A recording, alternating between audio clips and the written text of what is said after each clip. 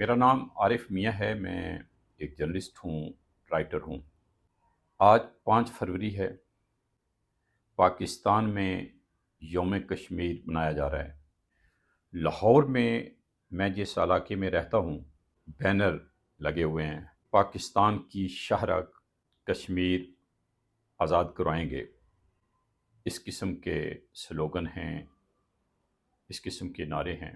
اچھی بات ہے، کشمیر اگر آزاد ہوتا ہے تو ہمارے لیے، ہم جو پاکستان میں رہتے ہیں، اس میں کیا پریشانی کی بات ہے؟ لیکن یہ بینر، یہ سلوگن بہت عرصہ سے لگائے جا رہے ہیں اور یہی ہمیں دیکھنے میں مل رہے ہیں، نتیجہ کچھ نہیں ہے۔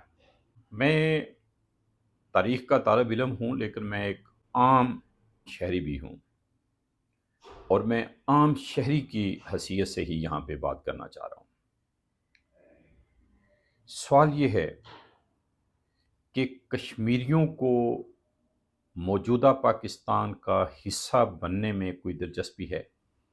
کیا پاکستان کے حالات ایسے ہیں کہ وہ پاکستان کا حصہ بننا چاہیں گے؟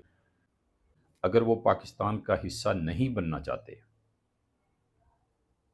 اور ہمیں پتہ ہے کہ وہ نہیں بننا چاہیں گے، تو پھر ہم اپنی صلاحیتیں لا حاصل کیوں صرف کر رہے ہیں؟ کیا ہم نے ایسا ماحول، ایسے حالات پیدا کر لیے ہیں پاکستان کے اندر کہ کوئی دوسرا جو پاکستان کا حصہ نہیں ہے، مثلا کشمیری ہیں، وہ پاکستان کا حصہ بننا پسند کریں گے؟ کیوں نہ ہم پاکستان کو پہلے اس قسم کا بنا لیں، اتنے اچھے حالات یہاں پہ پیدا کر لیں کہ واقعی کشمیری کیا، ہندوستان میں رہنے والے مسلمان بھی پاکستان میں آنے کے لیے تیار ہو جائیں۔ اسی سے جڑا ایک اور سوال بھی ہے۔ مشرقی پاکستان جو اس وقت بنگلہ دیش ہے،